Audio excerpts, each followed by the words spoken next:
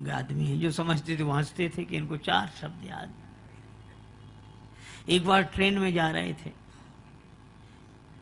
चोरी हो गई किसी की, उसकी अटैची खो गई। तो सबसे पूछ रहा था, भाई साहब आपने अटैची देखी? अटैची देखी। तब तक वही मिल गए, बोले भाई साहब आपने अटैची देखी? उन्होंने सोचा अंग्रेजी बोलने का मौका अच्छा है, तो बोले यस। अरे बड़ी खुशी की बात, तो दे दीजिए। तो बोले नो। और उसने कहा कि ये कोई बात हुई, तुम्हें मिल गई हो, मना कर रहे हो, इतनी पिटाई लगाएंगे, 2-4 तमाचे लगाएंगे? तो बोले वेरी गुड। तो उसने 2 लपड़े लगाई। तो उसने सोचा पिट तो गई, आखिरी शब्द और बोल दे, बोले थैंक यू। अब अर्थ उसे पता ही नहीं कि क्या है। तो जो जिस भाषा का जानकार हो उससे उस भाषा में बात करने में सुविधा रहती है। लक्ष्मण जी ने कहा कि परशुराम जी आपकी भाषा समझ नहीं सकते, और परशुराम जी जो भाषा, जिस शैली में भाषा बोल रहे हैं वो भाषा आप बोल नहीं सकते। फिर का इनकी भाषा के विशेषज्ञ तो हम हैं,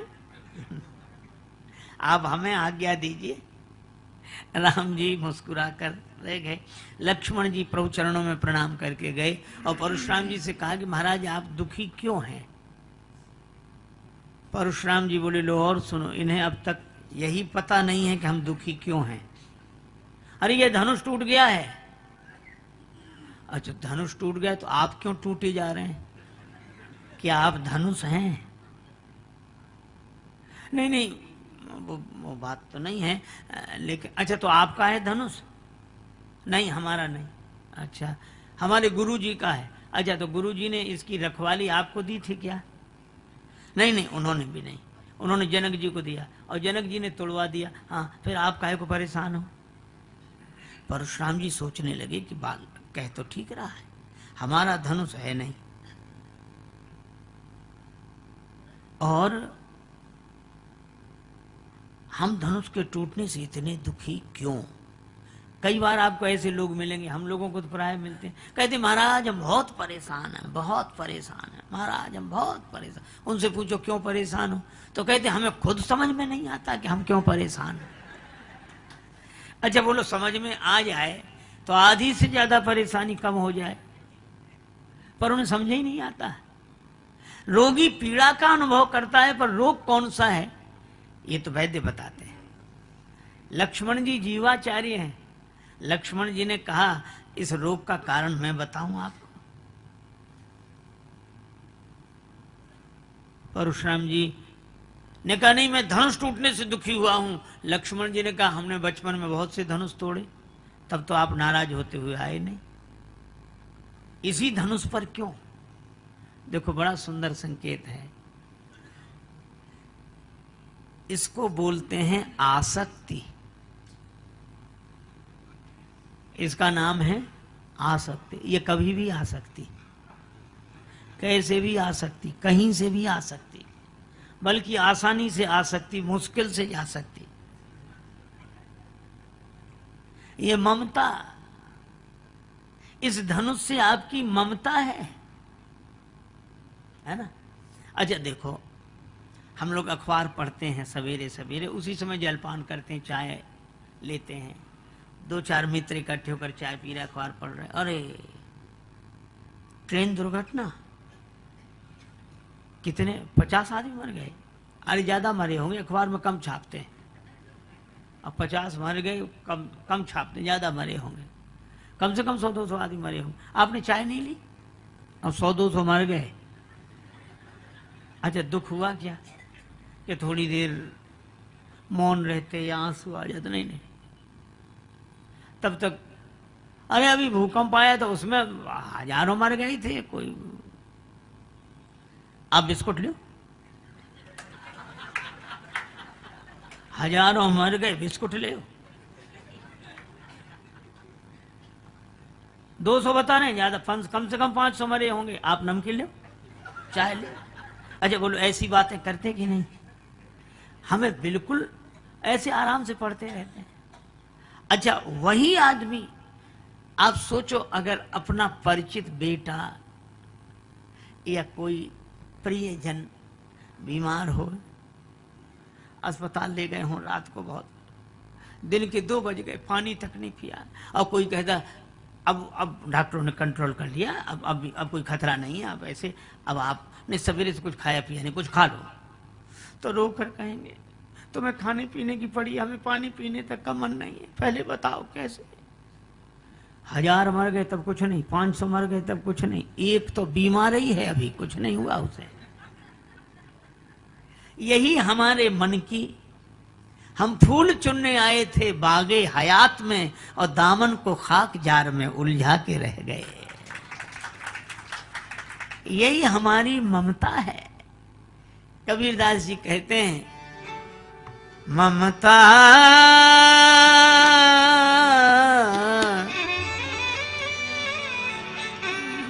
तू न गई मेरे मन से, ममता तू न गई मेरे मन से, ममता तू न गई मेरे मन से। पाके केस जन्म के साथी,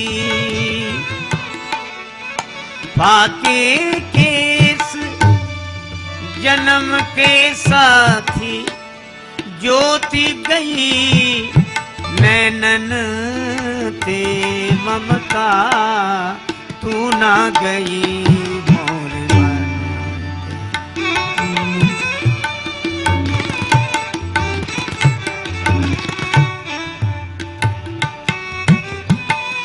तू ना गई मोर मन के।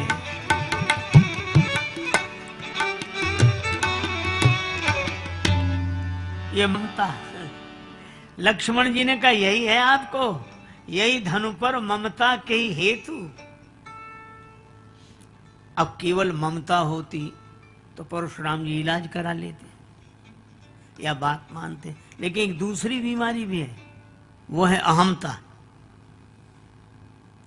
और अहमता तो अपने में रोग स्वीकार कर ले। परशुराम जी बोले रे निर्बालक काल बस बोलत तो न समान है, धनु ही सम त्रिपुरारी धनु, तुम्हारे छोटे छोटे धनुषों के समान शंकर जी का धनुष। विदित सकल संसार, सारा संसार जानता है। लक्ष्मण जी ने कहा सुनो देव, लखन कहा हमरे जाना, सुनो देव सब धनुष समाना, हमारे लिए सब धनुष बराबर ही है। कहा क्यों? बोले कोई धनुष वरदान नहीं ले देता, सब प्राण ही लेते हैं, सब बराबर हैं।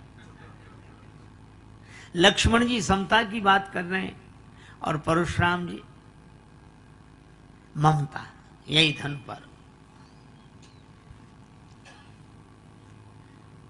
अच्छा, ये प्रसंग बड़ा अद्भुत है।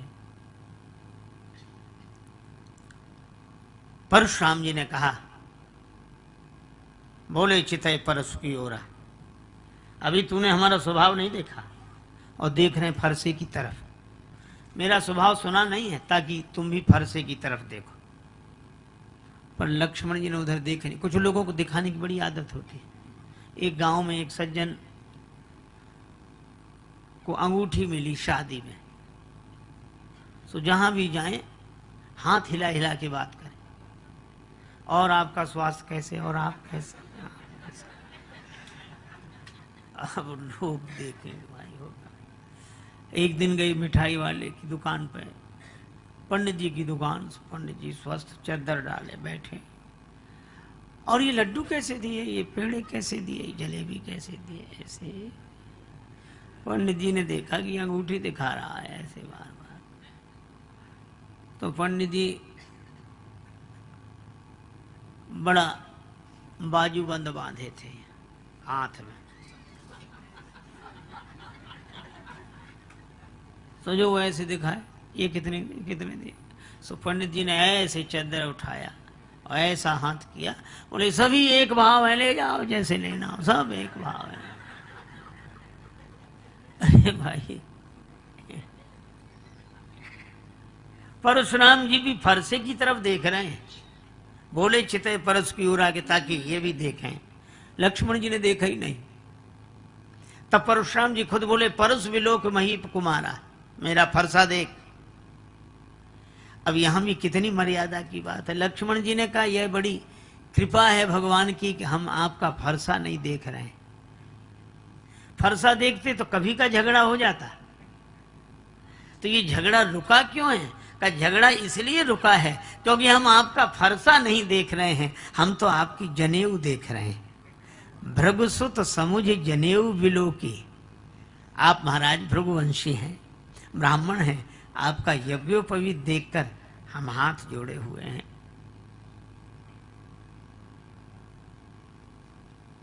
अब तो परशुराम जी ने कहा कि तुम मुझे साधारण ब्राह्मण समझते हो? कटुवादी बालक वध जोगो। फरसा उठाया। लक्ष्मण जी बोले समझ गया, दर्जा 2 का भी गणित आपको नहीं आता है। कहा कैसे? कहा गणित में भी कुछ अंक काटने पड़ते हैं। एक सवाल होता है भाग, और भाग के 3 विभाग, भाजक, भाज्य, भजन फल। भाजक के द्वारा भाज्य को विभाजित करते हैं, दाईं ओर भजन फल अंकित होता है। कभी कभी भाग लगाते लगाते अंत में शेष बच रहता है। ये शेष क्यों बचता है? परशुराम जी बोले कटता नहीं है। लक्ष्मण जी बोले जब गणित का शेष नहीं कटता तो ये पाताल का शेष कैसे कट जाएगा जो फरसा ले लेकर आप मेरी। काल है भाजक, सृष्टि है भाज्य, और काल भी जिसको नहीं काट पाता है। नैनम छिंदंती शस्त्राणी नैनम दहति पावका। स्वामी राम तीर्थ जी बोलते थे मौत की भी मौत आएगी जब मेरी मौत आएगी। राम जी मुस्कुराए, परशुराम जी ने उधर फरसा दिखाया। लक्ष्मण जी बोले हिंदी भी नहीं आती। ज्ञान अखंड एक सीता भर, अखंड का जो खंड करना चाहे।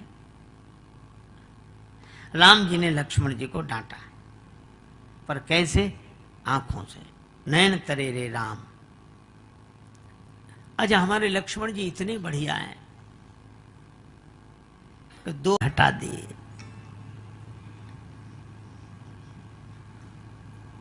हाथ को घड़ी बांधे है, इसलिए एक आदमी बोला अपना हाथ दिखाओ। अरे हमने कहा देखता क्या है प्यारे मेरे हाथ को, हाथ है हाथ जिसके उसे देख ले। ताई बैर तजनाई ये माथा, काल कर्म जीव जाके हाथा। माया जीव काल के कर्म के सुभाए के करैया, राम वेद कहें सांची मन गुनी है। श्री तुलसीदास जी हनुमान बाहुक में कहते हैं।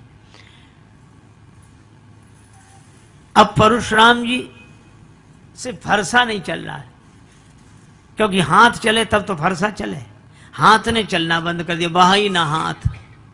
तब परशुराम जी को लगा कि हाथ की ताकत कहां चली गई, तो सोचने लगे कि कहां से आई थी। भगवान ने दी थी, तो ये कहीं सामने भगवान ही तो नहीं खड़े। तब परशुराम जी ने अपना धनुष दिया और कहा राम रमापति कर धनु लेहु, राम रमापति कर धनु लेहु, राम रमापति कर खेचहु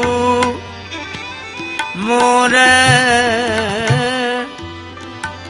मिटे संदेहु, राम हे राम राम राम राम रमापति रमापति रमापति कर। ये धनुष लीजिए, और जैसे ही धनुष दिया तो धनुष अपने आप चल कर गया। अब परशुराम जी को और आश्चर्य कि हाथ ने चलना बंद कर दिया, धनुष अपने आप चल रहा है। ये जिस हाथ में चेतना थी उसमें जड़ता कहां से आ गई, और धनुष में चेतना कहां से आ गई। परशुराम जी ने धनुष से कहा कि ठहर ठहर ठहर, राम जी हाथ नहीं बढ़ा रहे तो तुम क्यों जा रहे हो। धनुष ने कहा कि राम जी को मेरी जरूरत नहीं है, मुझे राम जी की जरूरत है, इसलिए जा रहा हूं। अरे वो तो ठीक है, लेकिन थोड़ी अकड़ तो रखनी चाहिए। धनुष बोला ना बाबा, एक धनुष में अकड़ दिखाई तो 2 टुकड़े हुए पड़े हैं, हम भी अकड़ दिखा के टुकड़े कराएं। लक्ष्मण जी बोले प्रभु सुनो सुनो सुनो सुनो, ये परशुराम जी कह रहे हैं सो ठीक, पर मेरी मानिए तो कछु विनती सुनाऊं नाथ। आप मुनिराज के समीप हूँ सिधारे ना, क्यों चाप गुरु को चढ़े हो तो चेला जी पधारे, और चाप चेला को चढ़े तो कहूं गुरु जी पधारे ना।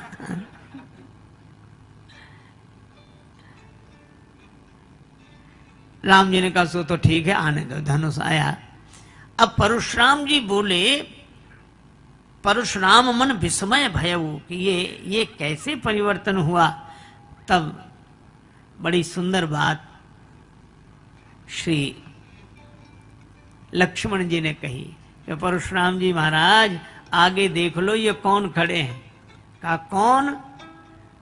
कहा कि जो चेतन कहाँ जड़ करई जड़ ही करई चैतन्य, अस समर्थ रघुनायक ही भज ही जीवते धन्य। ये चैतन्य को जड़, जड़ को चैतन्य बना देने की शक्ति रखने वाले सर्वशक्तिमान परमात्मा है श्री राम। लेकिन आपके आगे हाथ इसलिए जोड़ रहे हैं क्योंकि यह लोक मर्यादा की स्थापना के लिए आए हैं।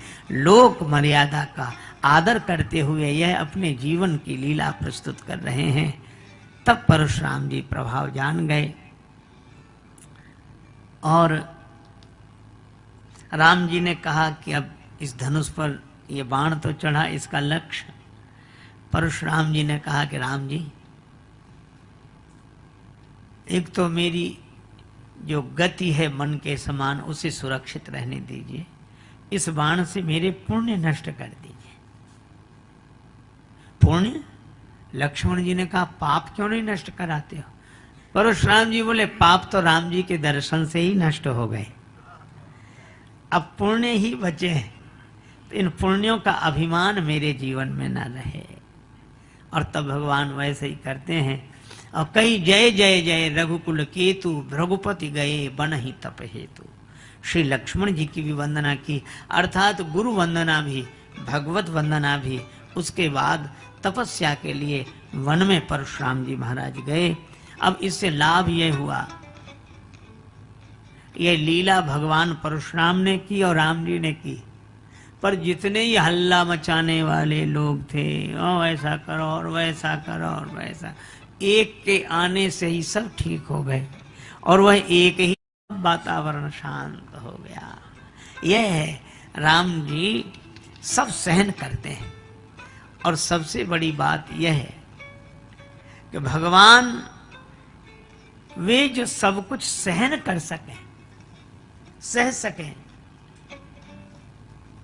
एक आदमी बिल्कुल दुबला पतला है, एक बार हमारे पास आया, कहने लगा महाराज आज उनसे झगड़ा हो गया, वो तो आपके पास आना था इसलिए आ गए, नहीं आज प्रलय हो जाती। और उनसे भी लोग कह रहे हैं कि किन से उलझे हो, प्रलय हो जाती, किन से उलझे हो, किन से। हमने कहा कि रहने दो, का अरे महाराज हो ही नहीं सकता। तीसरे और पिट कर आए थे, तीसरे दिन बोले कि हमने उन्हें क्षमा कर दिया। हमने मन में सोचा कि क्षमा न करते तो क्या करते तुम उनका। अरे ये क्षमा करना तुम्हारी मजबूरी है, महानता नहीं है। क्षमा सो होती उस भुजंग को जिसके पास गरल है। भगवान सर्वशक्तिमान और वे क्षमा करें तब बात है। भगवान सब सह जाते हैं, सह लेते हैं।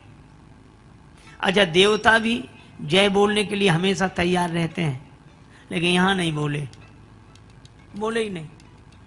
जब तक परशुराम जी रहे नहीं बोले। कहा अब तो परशुराम जी प्रार्थना कर रहे हैं, बोले वो तो ठीक है, लेकिन मूड का कोई ठिकाना नहीं, कब उधर से इधर देखने लगे। जब परशुराम जी चले गए तब देवन दीनी धुंध भी प्रभु पर बरसें फूल, हर से पुर नर नारी सब मिटी मोहमय शूल।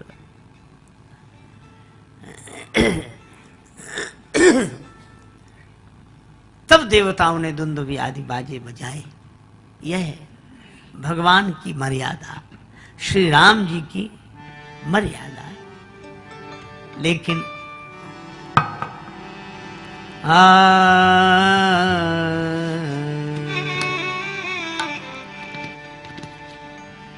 भगवान श्री कृष्ण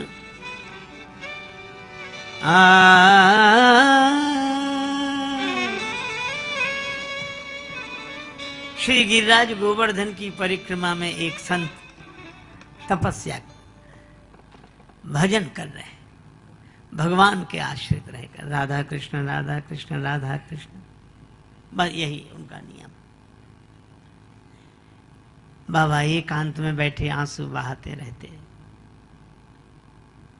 भगवान का चिंतन, और यही सोचते, तरहटी गोवर्धन की रही,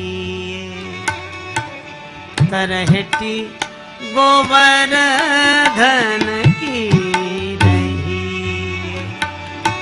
तरहटी गोवर्धन की रही,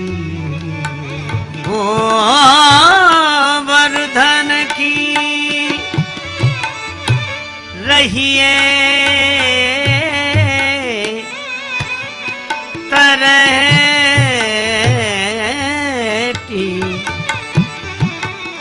गोवर्धन की रही, तरहटी गोवर्धन की रही, नित प्रति मदन गोपाल लाल के चरण कमल चित लइए, गोवर्धन की रही, तरहटी गोवर्धन की रही, तरहटी गोवर्धन की रही, सात कोस की दे परिक्रमा, गोविंद कुंड में नहाइए, रसिक प्रीतम हित चित की बातें, गिरधारी जूसों कहिए,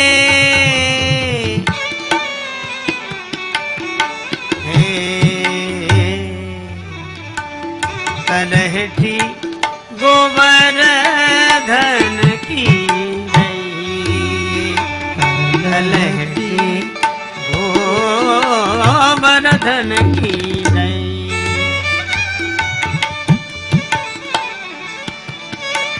गोवर्धन की रही।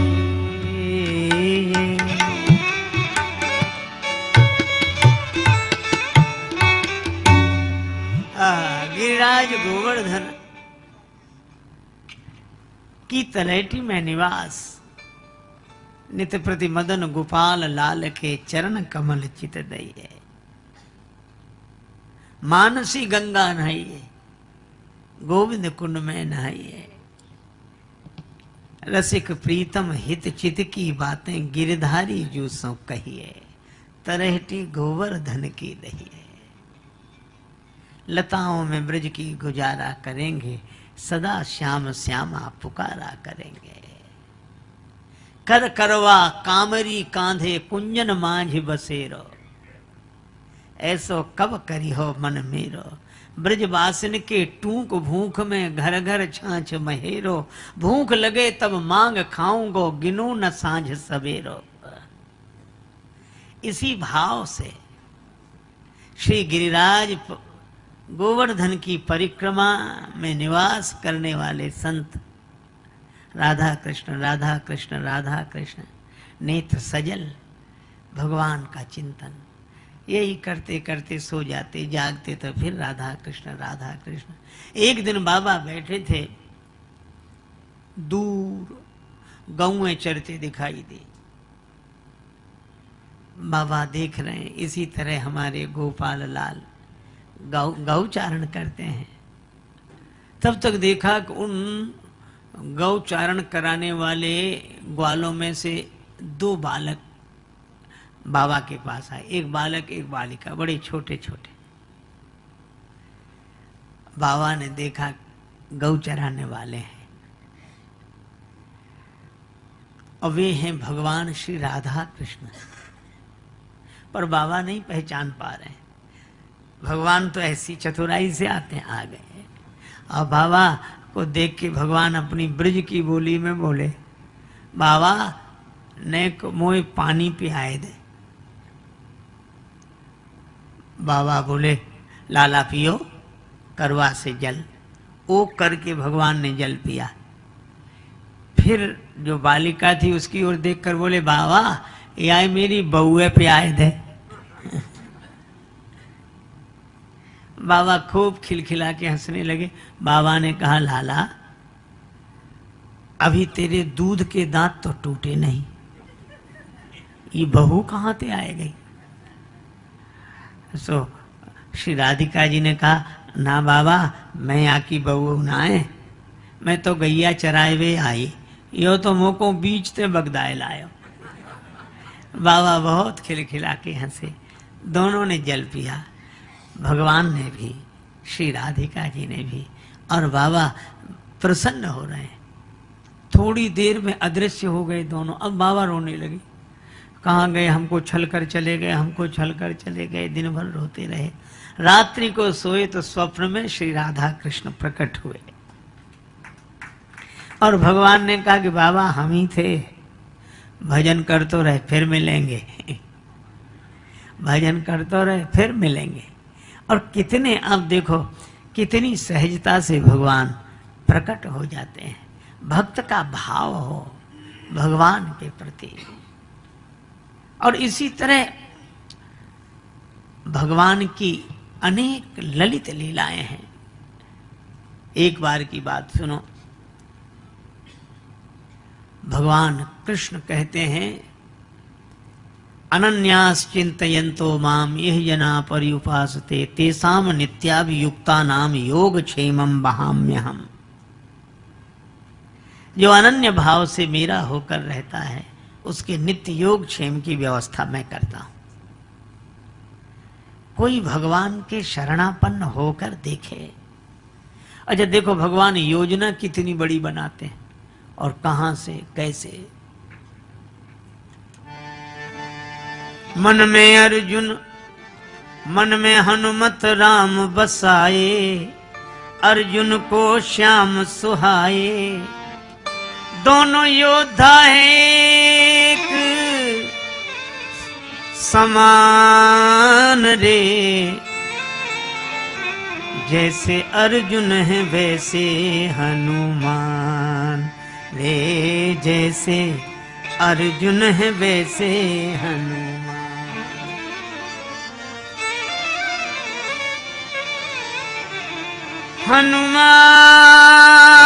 हनुमान रे,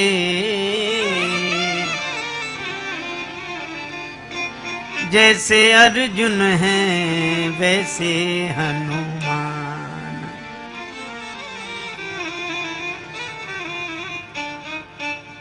एक दिवस भगवान कृष्ण अर्जुन से फूल मंगाए। भगवान कृष्ण ने कहा, अर्जुन मेरी पूजा के लिए फूल ले आओ। अब लीला देखो, अर्जुन से कहा मेरी पूजा के लिए फूल ले आओ। अर्जुन ने कहा भी लाता हूं, धनुष बाण लेकर वीरवर अर्जुन चल पड़े। श्री कृष्ण करने वाले। एक दिवस भगवान कृष्ण अर्जुन से फूल मंगाए। पहुंचे अर्जुन कदली वन में जहां अंजनी जाए। अब संयोग से अर्जुन उसी वन में पहुंच गए जहां हनुमान जी, कदली वन। तो हनुमान जी केले के बड़े बड़े वृक्षों के बीच में बैठे, जय सिया राम जय जय सिया राम जय सिया राम। अर्जुन ने नहीं देखा। पवन पुत्र थे जहां पेड़, केलों के लंबे चौड़े फूल धनंजय ने जब तोड़ा, हनुमान जी दौड़े। अर्जुन ने जैसे फूल तोड़े और हनुमान जी जय सिया राम करते हुए प्रकट हुए। हनुमान जी ने कहा, कौन हो तुम? चोरी क्यों की फूलों की? ये राम जी का बगीचा है। श्री अर्जुन बोले, अरे तो पूजा ही के लिए तो फूल तोड़ लिए उसमें। हनुमान जी बोले, राम जी का बगीचा है, मर्यादा यहाँ प्रमुख है, पूछ कर तो तोड़ना चाहिए। पूछते। अर्जुन ने कहा, अरे क्या इसमें भी क्या पूछना, पूजा के लिए फूल तोड़े। हनुमान जी ने कहा, किसकी पूजा के लिए? भगवान की पूजा के लिए। हनुमान जी बोले, कौन भगवान? अर्जुन ने कहा, भगवान श्री कृष्ण की पूजा के लिए। हनुमान जी मुस्कुरा कर बोले, तो कोई बात नहीं, ले जाओ ले जाओ ले जाओ। अर्जुन ने कहा, अभी तो कुछ नहीं कहते, अब क्यों कहने लगे कि ले जाओ ले जाओ? हनुमान जी मुस्कुरा कर बोले कि जिसके भगवान ही चोर हों।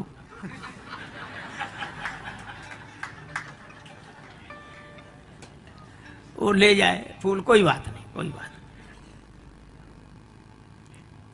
तो अर्जुन ने कहा कि हमारे भगवान को चोर कहते हो?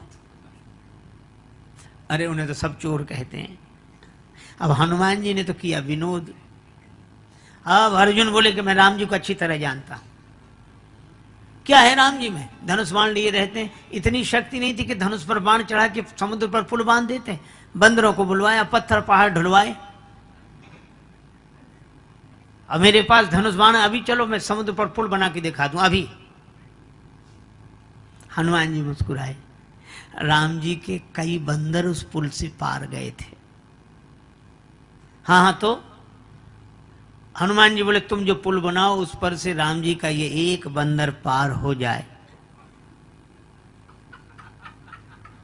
तो बताना। अर्जुन ने कहा, अगर पुल टूट गया तो मैं चिता में जलकर भस्म हो जाऊंगा। हनुमान जी बोले, अगर पुल नहीं टूटा तो तुम जो कहोगे सो मैं करूंगा, शर्त हो। अब अर्जुन ने कहा कि चलो। अब अर्जुन ने बाण वर्षा की। बाण की वर्षा की अर्जुन ने, सागर बना समूचा। आनन फानन कई योजन का, बांध दिया पुल ऊंचा ऊंचा। आनन फानन में कई योजन का ऊंचा पुल बना दिया। हनुमान जी से कहा कि देखो पुल तैयार है। हनुमान जी ने देखा पुल तैयार है। हनुमान जी बोले, तो राम जी का बंदर भी तैयार है। अब हनुमान जी ने बड़ा विशाल रूप बनाया। 1000 योजन बदन बढ़ाया, गदा धर लियो कांधे। एक एक योजन के पत्थर रोम रोम में बांधे। 1000 योजन बड़ा विशाल रूप बनाया और एक एक योजन के बड़े बड़े पत्थर रोम रोम में बांधे। और ये भयंकर रूप देखा और अर्जुन तो कांप गए, आंख बंद कर ली, आंसू बहे। उत्तर दिशा में तूफान सो उठ्यो एक, भानु भुलायो या अनोखी अंधियारी सो। ऐसा भयंकर तूफान। अब अर्जुन ने जो देखा, अर्जुन सोचने लगे, हाय रे नीच, बिनु कारण बुलाई मीच। और बैर बांधो आज बजरंग ब्रह्मचारी सो। इनसे झगड़ा मोल लिया हमने। अब कांपत शरीर नैनन सो झरत नीर, बिनती बिनीत करे वीर बनवारी सो। कि ब्रज पे संकट देख आप एक गिरधारी बने, अब की बचाओ या अनेक गिरधारी सो। लाज राखो गिरधारी, अब की टेक हमारी। लाज राखो गिरधारी, गिरधारी जी, अब की टेक हमारी, अब की टेक हमारी, अब की टेक हमारी। लाज राखो गिरधारी जी, गिरधारी जी, अब की टेक हमारी, अब की टेक हमारी। जैसी लाज रखी द्रौपदी की, दुशासन पक्षिहारी,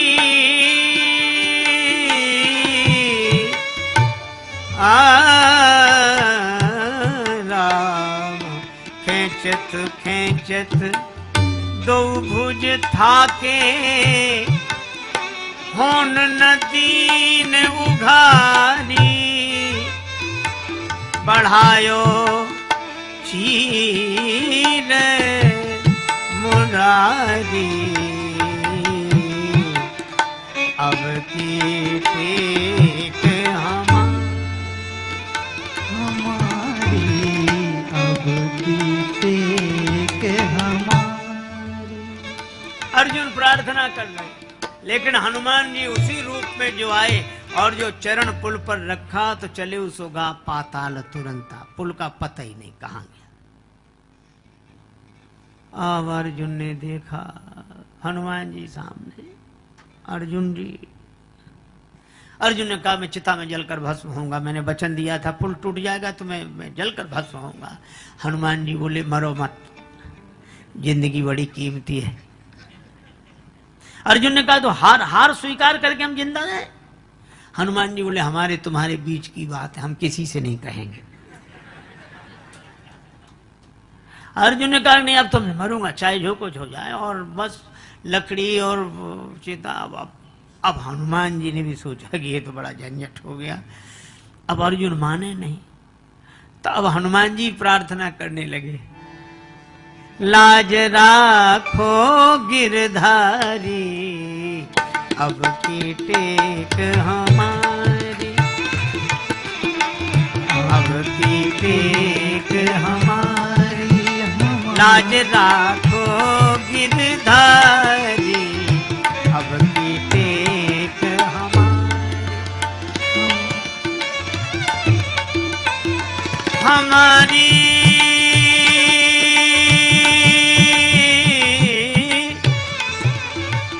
हमारी हमारी रे, अब की टेक हमारी, लाज राखो गिरधारी, अब की टेक हमारी, हमारी अब की टेक हमारी, टेक हमारी, टेक हमारी।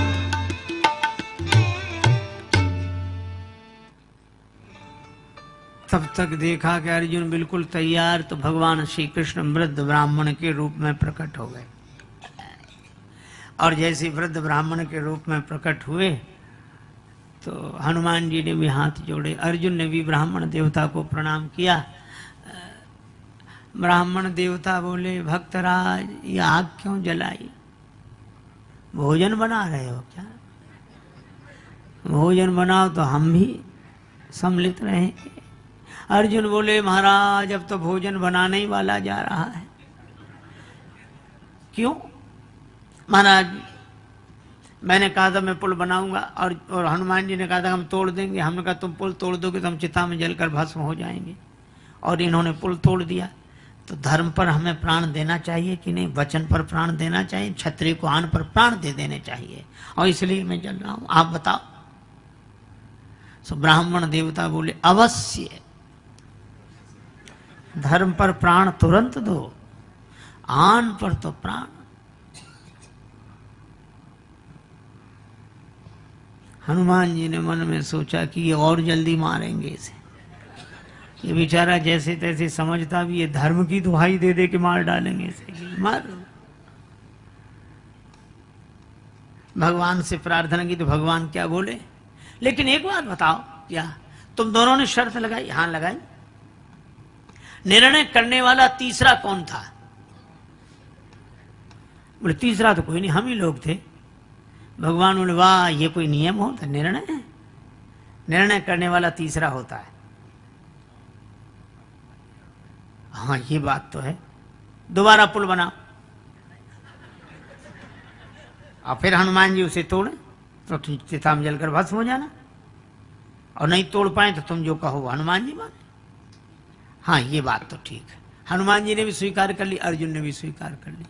दोबारा पुल बनाया अर्जुन ने, और हनुमान जी फिर उसी रूप में। भगवान कृष्ण देख रहे, लेकिन उनको लगा कि कहीं टूट न जाए पुल।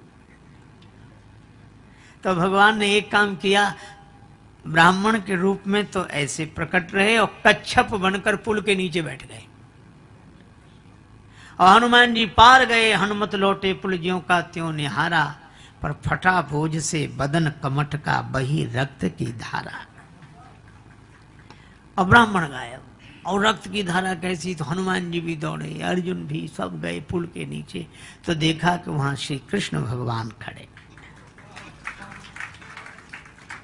हनुमान जी ने भी चरणों में प्रणाम किया, अर्जुन ने भी। भगवान ने दोनों को हृदय से लगा दिया। हनुमान जी ने कहा कि प्रभु अब आप आ गए, मैं हार गया, अर्जुन जीत गए। भगवान ने कहा कि मैं यही चाहता था। अर्जुन ने कहा अब मैं बताऊं क्या करना है? मैं जो कहूंगा सो ये करेंगे। भगवान बोले अरे अभी के लिए नहीं, कभी के लिए इनको तैयार किया है, मौका लगे तब बोलना, अभी नहीं, मैं बताऊंगा तब। हनुमान जी ने कहा याद रखूंगा। भगवान कृष्ण अर्जुन को लेकर आ गए। बहुत दिन तक कोई बात ही नहीं बनी, लेकिन भगवान श्री कृष्ण शांति प्रस्ताव लेकर गए। दुर्योधन ने स्वीकार नहीं किया। भगवान विदुरानी जी का आतिथ्य स्वीकार करके लौट आए। अब महाभारत का युद्ध अवश्यम भावी हो गया, होगा होगा होगा। अब जब युद्ध निश्चित हो गया, तब भगवान ने अर्जुन से कहा, एक दिन दुर्योधन भी आया, अर्जुन जी भी आए, और भगवान ने कहा एक और मेरी सेना रहेगी, एक और मैं अकेला रहूंगा और शस्त्र नहीं उठाऊंगा। दुर्योधन पहले आए पर सिरहाने बैठे, अर्जुन बाद में आए चरणों में बैठे। भगवान सोने की लीला कर रहे, नेत्र खोलकर बोले अर्जुन तुम्हारी मैं क्या सहायता करूं? दुर्योधन बोले मैं पहले आया हूं। भगवान बोले हमने तुम्हें देखा बाद में, नहीं पहले मुझे वरदान मिलना। अच्छा अच्छा मांगो। दुर्योधन ने तो कहा कि अर्जुन मांगे। अर्जुन ने कहा कि कृष्ण मैं केवल आपको चाहता हूं, आप मिले मुझे बस। अरे मैं लड़ूंगा नहीं, और मेरी से नहीं, मुझे आप चाहिए। आपके साथ हरि अगर साथ हो तो हार भी अच्छे। भगवान आपके साथ। भगवान को मांग लिया अर्जुन ने, और दुर्योधन ने सेना और वो सब मांगे। अब युद्ध निश्चित हो गया। तब भगवान कृष्ण ने अर्जुन से कहा कि हनुमान जी को अब बुलाओ। अर्जुन बोले आप भी चलो। तब अर्जुन को लेकर भगवान कृष्ण गए। हनुमान जी ने प्रणाम किया। भगवान ने कहा कि अब अर्जुन मांगने आए हैं, युद्ध होगा और आपको चलना है। श्री अर्जुन तो कह रहे थे कि युद्ध तो मैं लड़ूंगा, आपको क्या करना है? तब मैंने कहा कि श्री राम अवतार में श्री हनुमान जी के बिना मैं युद्ध नहीं लड़ सका, तो तुम अकेले इस अवतार में कैसे युद्ध करोगे? हनुमान जी के बिना विजय नहीं मिलेगी। बंधता नहीं पाहन सागर से, दल बानर भालू कहाँ लगी ढोते। सतजोजन सिंधु तरंग तरंगित, जान के जान कोई नहीं खोते। रहते रघुवीर अधीर पुनि, बनवासी बने सिय वियोग में रोते। गढ़ लंक निशंक अजय रहता, हनुमान हठी जो सहाय न होते।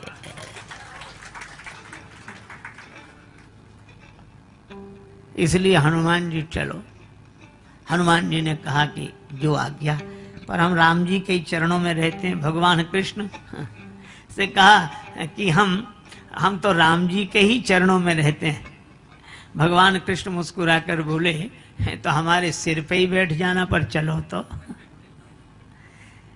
हनुमान जी ने कहा नहीं प्रभु, सो बात नहीं, चलेंगे तो हम जरूर, लेकिन हम बिना सत्संग के नहीं रह सकते, बिना कथा सत्संग के रह नहीं सकते। अर्जुन बोले सुन लो, वहां कथा होगी, सत्संग होगा कि लड़ाई होगी? अगर वो कथा सत्संग सुनने वाले होते तो युद्ध ही काहे को होता? हनुमान जी बोले हमारे प्रभु तो युद्ध में भी सत्संग कर लेते हैं। रावण रथ में बैठकर आता है और रावण रथी विरथ रघुवीरा, भगवान धर्म रथ का वर्णन कर देते हैं। अच्छा ठीक है, पर हम बिना सत्संग के नहीं रह सकते। भगवान कृष्ण ने कहा अच्छा ठीक है, चलो तुम चलो, हम तुम्हें सत्संग सुनाएंगे। भगवान कृष्ण ने ये शर्त मान ली और अर्जुन के साथ श्री हनुमान जी आए और अर्जुन के रथ पर, ध्वजा पर हनुमान जी महाराज विराजमान हुए। अर्जुन के रथ का नाम हुआ कपित ध्वज। और जब अर्जुन बाण बरसा करते तो भीष्म पितामह का रथ दूर तक खिसकता, और जब भीष्म पितामह बाण बरसाते तो अर्जुन का रथ थोड़ा खिसकता। तो भगवान से अर्जुन कहते प्रभु देखिए पितामह का रथ कितने पीछे गया, अपना रथ तो थोड़ा ही खिसका। नीचे देखो। हनुमान भगवान कृष्ण बोले अर्जुन नीचे नहीं, ऊपर देखो, ऊपर वाले की वजह से नीचे सब चमत्कार हो रहे हैं। पर भगवान ने अर्जुन को वचन दिया था कि मैं तुम्हें सत्संग सुनाऊंगा, और इसीलिए अर्जुन के मोह का तो बहाना था, गीता तो भगवान श्री कृष्ण हनुमान जी को सुनाना चाह रहे थे। और जिसने भगवान के मुख से गीता सुनी हो, श्री कृष्णम वंदे जगत गुरुम, और उनके मुख से गीता सुनी हो, इसलिए हनुमान जी ज्ञानी नाम अग्रगण्यम, ज्ञानियों में भी अग्रगण्य श्री हनुमान जी महाराज हुए। युद्ध हुआ। कर्ण के तरकस में एक ऐसा बाण जो किसी के भी ले सकता था प्राण, बड़ा शक्तिशाली बाण।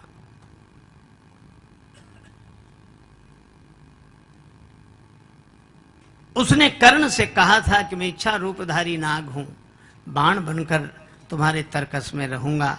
अर्जुन से मेरा भी विरोध है। खांडव देश का निर्माण करते समय इन्होंने मेरे पूरे परिवार को नष्ट कर दिया। मैं भी अर्जुन के प्राण लेने के लिए सक्षम हूं। कर्ण के पास वह बाण, और एक दिन ऐसा आया कि कर्ण ने वही बाण चलाया, और जैसे ही धनुष पर बाण चढ़ाया चारों तरफ त्राहि त्राहि मच गई। देवता आकाश में हाहाकार करने लगे और सबने कहा चारों तरफ आवाज उठी,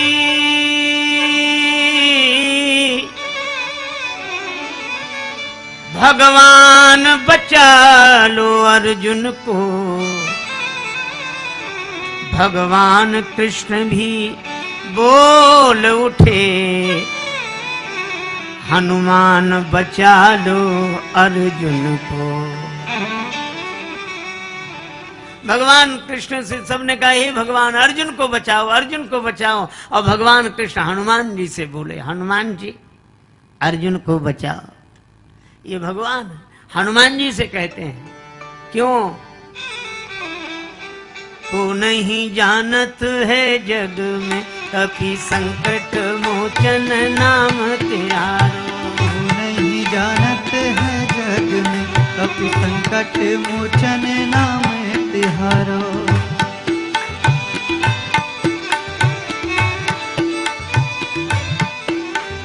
काज किए बड़ देवन के तुम वीर महाप्रभु देख विचारो।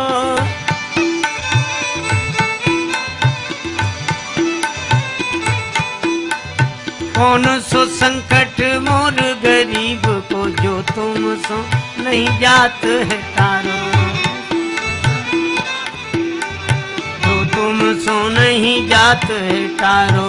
जो तुम सो नहीं जाते है तारो। बेगी हरो हनुमान महाप्रभु बेगी हरो हनुमान महाप्रभु। जो कछु संकट होए हमारो। जो कछु संकट होए हमारो। को नहीं जानत है जग में कभी संकट मोचन नाम तिहारो। को नहीं जानत है जग में कभी संकट मोचन नाम तिहारो। और धन्य श्री हनुमान जी को जैसे ही भगवान ने कहा, हनुमान जी को देर ही नहीं लगी। रथ पर बैठे थे, थोड़ा वजन बढ़ा दिया, धरती फट गई और रथ समेत पाताल में चले गए। अब बाण को कोई लक्ष्य ही नहीं मिला, पृथ्वी पर चलकर व्यर्थ हो गया, फिर दोबारा चल नहीं सकता था। फिर भगवान श्री कृष्ण अर्जुन को लेकर हनुमान जी रथ समेत फिर बाहर आ गए। और जब बाहर आए तो भगवान ने कहा कि हनुमान जी, एक दिन श्री राम अवतार में हमें और लक्ष्मण को बचाने के लिए आप पाताल गए थे, आज हमें और अर्जुन को बचाने के लिए पाताल में चले गए। भगवान श्री कृष्ण प्रेम मूर्ति है। अर्जुन के लिए यह सब व्यवस्था पहले से करते हैं, लेकिन किसकी व्यवस्था भगवान करते हैं? अर्जुन ने अपने रथ का सारथी भगवान को बना लिया कि बस इस रथ पर बैठकर मैं लड़ूंगा, बाण चलाऊंगा, कार्य करूंगा, पर इस रथ के सारथी बनकर आप, इस रथ की लगाम आपके हाथ। और इसी तरह हम अपने जीवन में ऐसे सोच लें कि इस जीवन में आप जो कराएंगे वही मैं करूंगा, करिष्ये वचनम तव। लेकिन हमारे इस जीवन रथ के सारथी आप, आपके हाथ इस जीवन रथ की लगाम। ऐसे ऐसे भाव से अगर कोई भरकर रहता है तो भगवान उसके प्रेम के कारण उसके हो जाते हैं, उसके बन जाते हैं। ऐसे प्रेम मूर्ति श्री कृष्ण जो आश्रित भक्त को निर्भय करते हैं, निर्द्वंद बनाते हैं उसका जीवन। और वे तो कहते हैं कि कोई अनन्य भाव से मेरा स्मरण करे तो मैं तेसा महम समुद्धरता मृत्यु संसार सागरात, उसका मैं उद्धार करूंगा। और हम भी कहते हैं, बड़ी सीधी सी बात है, अभी आप सड़क पर पैदल चलो, दुनिया भर के नियमों का पालन करना पड़ेगा। बाएं चलो, रिक्शा बचाओ, तांगा बचाओ, मोटरसाइकिल बचाओ, साइकिल बचाओ, स्कूटर बचाओ, अरे पैदल चलने वालों को बचाओ। तो कई लोग देखते किधर चलते किधर, एक आदमी देखे ही नहीं हो, बस ऐसे सिर झुका के चले, किसी से भी टकरा जाए, और जिससे टकरा जाता उसी से कहता बड़े गधे हो। लोग हंसते कि खुद टकराता हमें गधा बोलता है। एक दिन सिर झुकाए जा रहा था तो गधे से ही टक्कर हो गई, तो सिर उठाकर बोला बड़े, और जो देखा बोले अब आप तो आप ही हैं, आपसे क्या कहना। अरे रास्ते पे केले का छिलका ना पड़ा हो तो गिर जाए, कितनी सावधानियां रखनी पड़ती हैं। ऊपर वालों से भी बचो। एक सड़क थी शहर में, एक आदमी जा रहा था, एक आदमी छत पर टहल रहा, और छत पर टहले और मुंह भरे तमाकू से, गुटखा से, और बिना सोचे समझे उसने पीक चला दी। बेचारा जो रास्ते से जा रहा था उसके सिर पे पड़ी, उसने जो ऊपर देखा, बोले भाई साहब नीचे देखकर नहीं थूक सकते? तो वो क्या बोला, तुम ही ऊपर देखकर क्यों नहीं चलते हो? अब बोलो कितनी झंझटें हैं ऊपर वालों से और नीचे वालों से पैदल, और हम आपसे कहते हैं बेकार परेशान हो। इन सारे नियमों का पालन अगर न करना हो तो भगवान की शरणागति रूपी बस पीछे से आ रही है। आप तो विश्वास का टिकट लेकर श्रद्धा की सीट पर बैठ जाओ, फिर कुछ नहीं करना है, चाहे दाएं बैठो चाहे बाएं, चाहे दाएं बैठो चाहे बाएं, चाहे अखबार पढ़ो चाहे सो जाओ। अब जिम्मेवारी आपकी नहीं रही, अब तो जिम्मेवारी उसकी है जो आगे बस चलाने के लिए बैठा है, वो सबको बचा कर ले जाएगा। इसी तरह अर्जुन रथ में रथी होकर बैठे, पर सारथी तो भगवान है। इसी तरह हम लोग भी अपने जीवन रथ में रथी होकर तो बैठे, पर इस रथ के सारथी भगवान हों। और अगर ऐसा हो जाए तो भगवान अपने प्रेम से हमें धन्य कर देते हैं। तो भगवान श्री राम और भगवान श्री कृष्ण, इन दोनों की यह मर्यादा और प्रेम की चर्चा हमारे आपके जीवन को धन्य करे, यही मंगलमयी प्रार्थना। जब जब हो ये धर्म के हानि, बाढ़ई असुर अधम अभिमानी।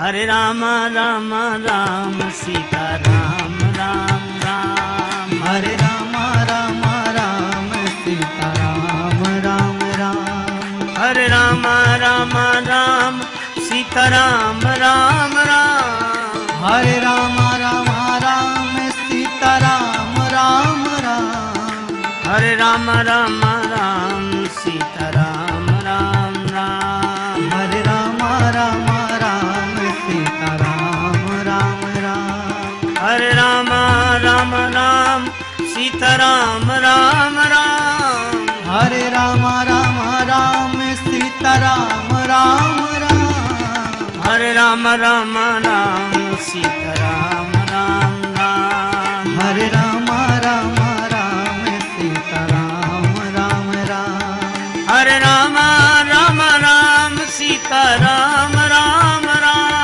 हरे राम राम राम सीता राम राम राम, हरे राम राम राम सीता राम राम राम, हरे राम राम राम सीता राम राम राम, हरे राम राम राम सीता राम राम राम, हरे राम राम राम सीता राम राम राम, सीता राम राम राम सीता राम राम राम, राधे श्याम श्याम श्याम राधे श्याम श्याम श्याम, सीता राम राम राम। सिय सिय सुमिरत राम जू सिय सुमिरत राम, जुगल नाम राजेश जपि भगत लहे विश्राम। श्री सीताराम जी महाराज, श्री राधा कृष्ण भगवान की जय। श्री गौरी जनकपुरवासी अत्यंत आनंदित हो रहे हैं। उसी समय कुछ राजाओं ने सोचा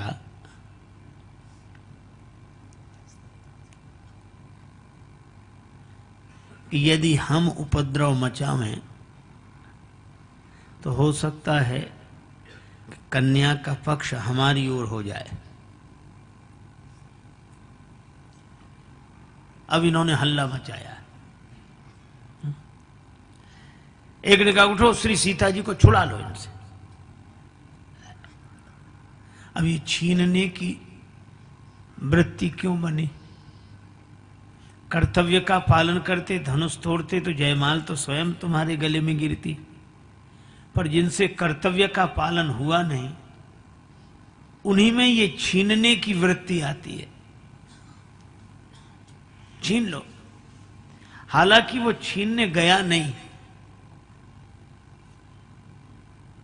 बगल में बैठे हुए एक राजा ने कहा कि कह क्या रहे हो, आगे बढ़ो, छुड़ाओ श्री सीता जी को तो पता चले।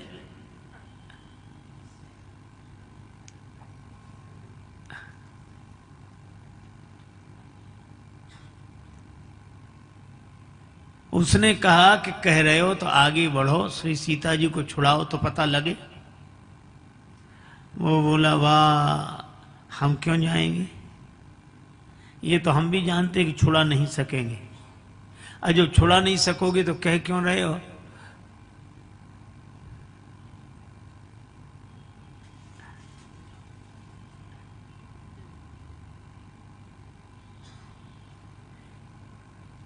हमारे परमादरणीय श्री डालमिया जी का आगमन हुआ है। आप इस अवस्था में भी बड़े उत्साह के साथ उपस्थित होते हैं, रोज आए हैं। बिल्कुल 95 वर्ष की वह है।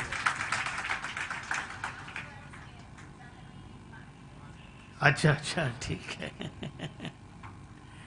और ये प्रेमपुरी आश्रम तो इन्हीं सब की निष्ठा और भावना से संचालित होकर यह सेवा कार्य कर रहा है। मैं डालमिया जी का बार बार वंदन करता हूं। तो कहा कि श्री सीता जी को छुड़ा लो। वो बोला कि हम क्यों आगे बढ़ेंगे। कहा क्यों नहीं बढ़ोगे अगर कह रहे हो तो उसने कहा कि इतना भी नहीं जानते, भड़काने वाला कभी आगे चल के मरा है आज तक। हम तो इसलिए कह रहे हैं कि शायद किसी को क्रोध आ जाए, कुछ ना हो, झगड़ा ही हो जाए। तो एक दूसरे राजा ने कहा तो केवल कहने की बात है। कहा हाँ, तो कहा हम तुमसे ज्यादा कहेंगे। अब एक कहता है, लेहु छुड़ाई सिए कहे को। तो दूसरा बोला, धरी बांधहु नृप बालक दो। दोनों राजकुमारों को पकड़ के बांध लो। तीसरा बोला, अगर जनक जी कुछ सहायता करें तो जनक जी सहित दोनों राजकुमारों को युद्ध में जीत लो। जो विदेह कछु करही सहाई, जीतहु समर सहित दो भाई।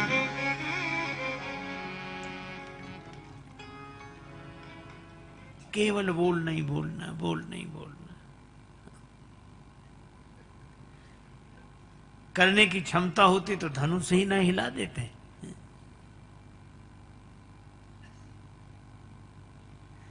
एक व्यक्ति था, वो कोई काम न करे, उसको एक मंत्र आता था तो मरीज की प्रतीक्षा करे कि मरीज आवे हम उसको झाड़ा दें। नीम के पत्तों का झोंका इकट्ठा करके उसी से झाड़ता था और छू छू बोलता था। उसकी पत्नी ने कहा कि यह तो ठीक है, परोपकार का काम है, लेकिन अब बरसात आने वाली है, अपने घर का मकान टूटा हुआ, छप्पर बांध लो। कहने लगा बांध लेंगे बांध लेंगे बांध लेंगे। आलसी वृत्ति। उसने नहीं बांधा, बरसात आ गई। 1 महीना बीत गया, भयंकर वर्षा। पत्नी को बड़ी खीज हो कि इसने समय रहते छप्पर नहीं बांधा।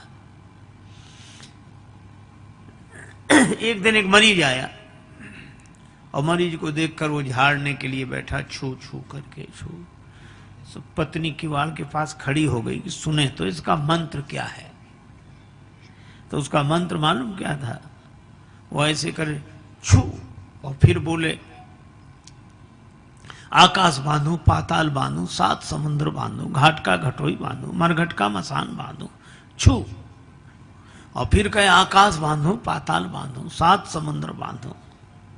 तो उसकी पत्नी बीच में ही चीख कर बोली, बोले रहने दे, घर का छप्पर तो बंधता नहीं है, आकाश पाताल बांध रहा है, 7 समुद्र बांध रहा है, घाट का घटोई और मरघट का मसान सब बांध ले रहा है। हमारी भी हालत वैसी है, घर का छप्पर बनता नहीं और बातों में हम जाने क्या क्या बांधते हैं। अब लक्ष्मण जी इधर उधर देखें कि कह कौन रहा है, पर वो इतने चतुराई से बोले कि सामने ना आवे। भूप वचन सुन इतु तो तकहीं, लखन राम डर बोल न सकहीं। अब लक्ष्मण जी को सहन न हो, पर राम जी के डर से बोल ना पावे। राम जी का भाव यह है कि लक्ष्मण, अगर तुम्हें संकेत हम कर देंगे तो यहां विश्व युद्ध हो जाएगा। दीप दीप के राजा इकट्ठे हैं और युद्ध को टालना चाहिए,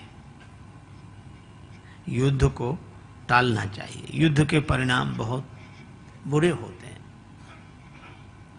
श्री लक्ष्मण जी का कहना यह है कि युद्ध तो हम भी नहीं चाहते, पर इसका यह अर्थ नहीं है कि जिसके जो मन में आवे सो बोलता रहे और जो चाहे वो करता रहे। हमारी शांति प्रियता को कोई हमारी कायरता समझ ले। हम विनम्र हैं पर कायर तो नहीं है।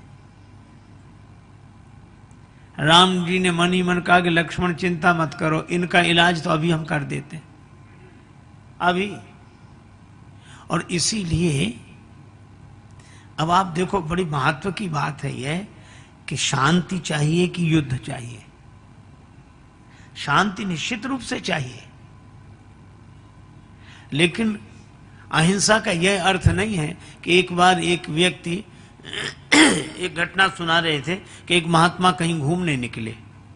सो दोपहरी का समय, सो गांव के किनारे एक वट वृक्ष था, उसके नीचे सोचा छाया में आराम करें।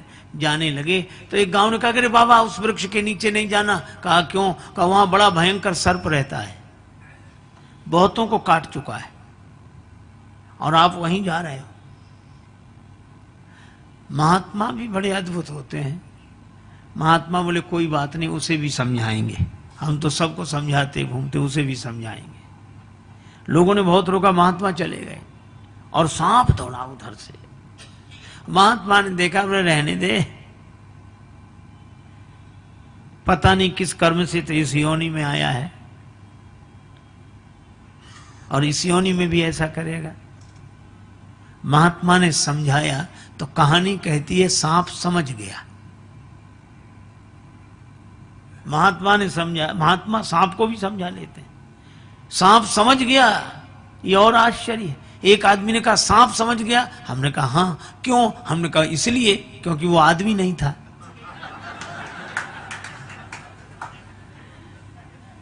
आदमी के समझने में कठिनाई सांप को। उसने भी कहा कि अब मैं किसी को नहीं काटूंगा। गुरुदेव ने कहा अहिंसा का पालन करना। ठीक है गुरुजी। गुरुजी तो चले गए और गांव वालों से कहा कि अब सांप अहिंसक हो गया है, किसी को नहीं सताएगा, किसी से नहीं बोलेगा, अब हमारा चेला हो गया है। महात्मा तो कहकर चले गए। अब गांव के लोग आए, देखा पास सांप कुछ नहीं बोला तो बैठ गए। एक ने पत्थर मारा, सांप फिर भी नहीं बोला। तो एक गया तो उसने नजदीक से पत्थर मारा, सांप फिर भी नहीं बोला।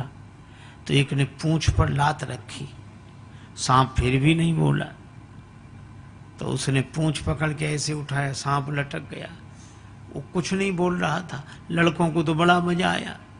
अब वो पूंछ पकड़े तो वो बालक सांप की पूंछ पकड़े और वट वृक्ष की डाली पर उसको ऐसे डालें रस्सी की तरह और झूला झूलें,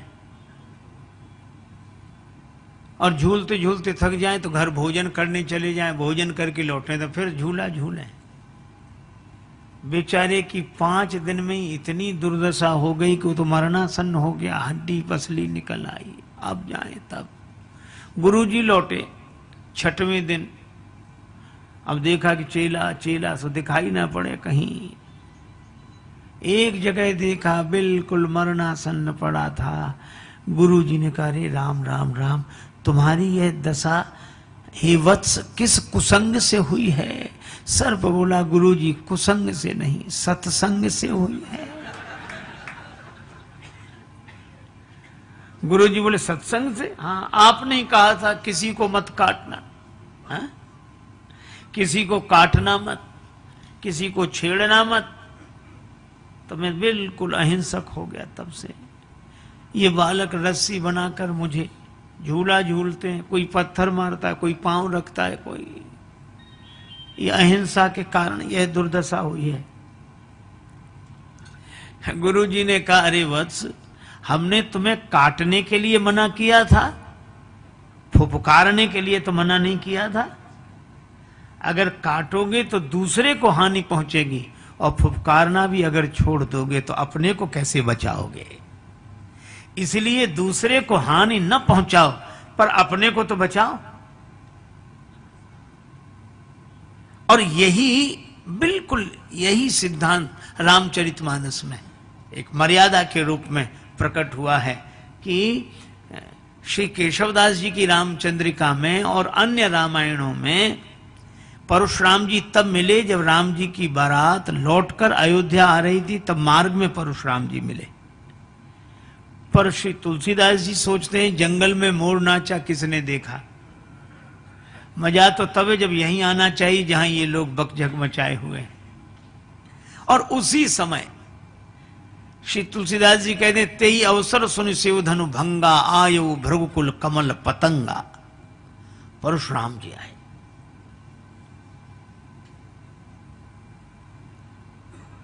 अब आप ऐसे सोचो कि चारों तरफ बंद एक द्वार, सब लोग बैठे, और वहीं राजा लोग बगे, सीता जी को छुड़ा लो, दोनों भाइयों को पकड़कर बांध लो। सो हाथ ऊपर उठाए तो सीता जी को छुड़ा लो, बड़े क्रोध में। और जो उसने देखा कि परशुराम जी मुख्य गेट पर खड़े फरसा लिए, और परशुराम जी को देखा तो हाथ नीचे ना आवे, आंख खुली रह गई, मुंह बंद ना हो। बगल में बैठे हुए राजा ने कहा कि ढीले कैसे पड़ गए, बोलो, हम तो हैं, बोलो। अब वो बोले, क्या उधर ही देखे। तब बगल वाले राजा ने देखा, ये सामने क्या देख रहा, क्या है। तो उसने जो सामने देखा, जो परशुराम जी, उसकी भी वही हालत। एक बोले भगवान परशुराम, दूसरे बोले क्रोध में। किसी ने कहा प्रणाम करो, प्रणाम। प्रणाम नहीं करोगे तो और जल्दी मरोगे। तो दूसरे ने कहा कि प्रणाम करने जाए कौन। जो आगे जाएगा प्रणाम करने, सिर झुकाएगा, वो नीचे ही रहेगा कि ऊपर जाएगा, क्या पता है।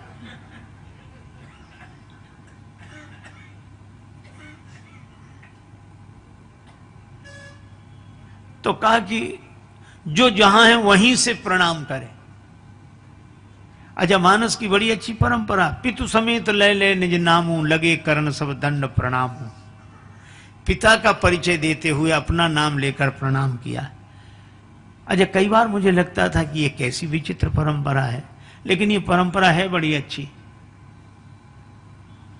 अब ऐसे सोचो, जैसे हमें अनेक लोग मिलते हैं, अब हम सबको याद नहीं रख पाते, तो कई बार कुछ विचित्र तरह के लोग मिलेंगे, वो जैसे ही मिलेंगे प्रणाम और मुस्कुराएंगे, तो हमें भी मुस्कुराना पड़ता है, क्योंकि वो मुस्कुरा रहा है। अब हम सोचते हैं ये कौन है, और वो फिर कहेगा, क्यों महाराज पहचाना। अब ये कह दो कि नहीं पहचाने, तो उसे बड़ा सदमा लगेगा कि हमको नहीं पहचाना हम। और अगर कह दो कि नहीं पहचानते हैं, अच्छा तो बताओ हम कौन हैं, हमारा नाम बताओ। अब क्या करें। तो हम लोग बहाना करके, अरे तुम्हारा नाम, अरे खूब अच्छी तरह याद, हम तुम्हें अच्छी तरह जानते हो, नाम वो है वो। अब भीतर तो नाम हम कुछ पता ही नहीं है, और नाम तो वही कहने लगेगा कि हमारा ये, हाँ यही नाम तो है, हम तुम्हें अच्छी तरह। इतना झंझट काहे को हो, अगर अपना नाम सीधा लेकर ही परिचय सहित प्रणाम करे। ये बड़ी अच्छी परंपरा। पितु समेत ले ले निज नामों, लगे करण सब दंड प्रणामो। आजकल तो फोन पर लोग बात ऐसी करते हैं, नंबर, हाँ हेलो, हाँ महाराज से बात करा, तो आप कौन, अरे वो समझ जाएंगे, कराओ। तो आप कौन है। अब हम उनसे कहो कि हमें बात करनी है, नाम कुछ नहीं। और अगर कोई बात न कराए तो नाराज अलग। आजकल हमसे भी बात नहीं कराई जाती, वो बात कराती, अरे भाई नाम तो बताओ।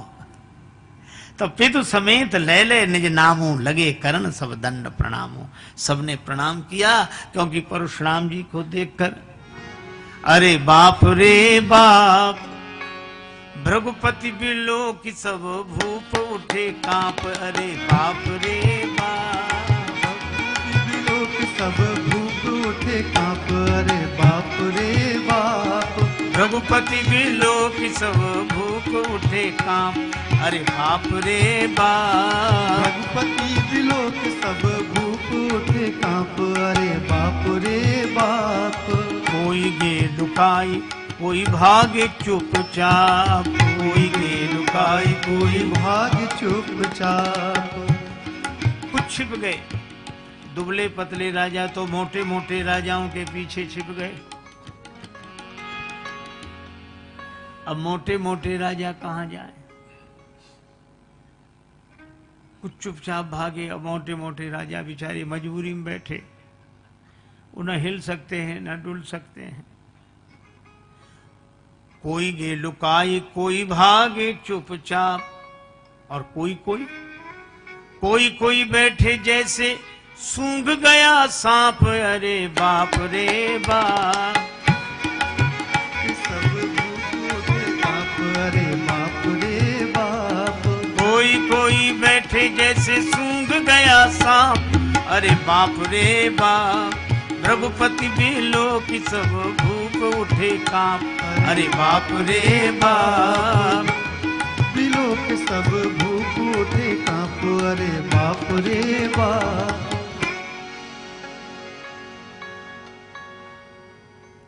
अब परशुराम जी जिसकी ओर गौर से देखते कि इसे तो पहले भी कहीं देखा है, वही समझता था कि बस हमारी उम्र के दिन पूरे हो गए।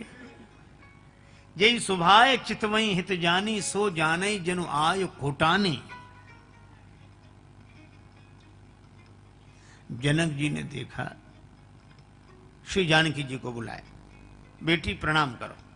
जनक जी ने प्रणाम किया, श्री जानकी जी को बुलाकर प्रणाम कराया, और परशुराम जी ने आशीष दी, आशीर्वाद दिया। जनक जी समझ गए कि नाराज चाहे जितने हों, पर अब आशीर्वाद दे चुके हैं, गड़बड़ी नहीं होगी कुछ। पर परेशान थे विश्वामित्र जी कि हम राम जी को प्रणाम करने भेजे, समाज कहते कि यही है धनुष तोड़ने वाला, उठ जाए फरसा तो संभाले कौन। तब राम जी को जाने ही नहीं दिया, लक्ष्मण जी को नहीं जाने दिया, पहले स्वयं ही गए। विश्वामित्र मिले पुण्य आई। विश्वामित्र जी ने कहा भगवान परशुराम। परशुराम जी बोले ब्रह्मर्षि विश्वामित्र जी, दोनों गले मिल गए। अच्छा देखो, जब बराबरी वाले एक दूसरे के गले मिलते हैं तो एक दूसरे का हाथ बगल में दबाए रहते हैं। विश्वामित्र जी ने परशुराम जी के फरसे वाला हाथ बगल में दबा लिया, और मिलकर अभी अलग नहीं, उसी से बोले राम चलो प्रणाम करो, लक्ष्मण प्रणाम करो। मतलब यही कि जब तक हम इनके फरसे वाला हाथ बगल में दबाएं तब तक कर लो प्रणाम। विश्वामित्र मिले पुनि आई, और पद सरोज मेले दो भाई। दोनों भाइयों को चरणों में परशुराम जी ने देखा तो बड़े प्रसन्न हुए। दीन आशीष देख भल जोटा। उसके बाद जनक जी से पूछा कि भीड़ कैसी इकट्ठी है। बूझत जान अजान जिम व्याप्यु कोप शरीर। जनक जी ने कहा कि महाराज बेटी का विवाह अच्छा स्वयंवर के ढंग से किया था। शर्त रखी थी कि शिव धनुष का जो खंडन कर दे उसी के गले में बेटी जयमाल डाले। तो क्या शिव धनुष टूट गया? जनक जी डर के मारे उत्तर नहीं दे रहे। और परशुराम जी ने जो देखा, देखे चाप खंड मही डारे, तो बड़े क्रोध में बोले, अतिरिस बोले वचन कठोरा, कहु जल जनक धनुष के ही तोड़ा। अरे ना समझ जनक, ये धनुष किसने तोड़ा है? बड़े क्रोध में बोले। अब देखो, एक अति दूसरी अति को जन्म देती है। क्रोध में अति है परशुराम जी के, तो डर में अति है जनक जी के। अति डर उतर देत नृप नाही। और कुटिल बड़े खुश हुए। कुटिलों की यही पहचान, अच्छे भले आदमी पे आपत्ति आवे तो कुटिल लोग बड़े प्रसन्न होते हैं। अब दो जवाब, और बुलवाओ राजाओं को, तोड़वाओ धनुष। अब जनक जी बोल नहीं रहे। राम जी ने देखा कि सभी लोग डरे हुए हैं। सभय बिलो के लोग सब जानी जान की भीर, हृदय न हरस विषाद कछु, बोले श्री रघुवीर।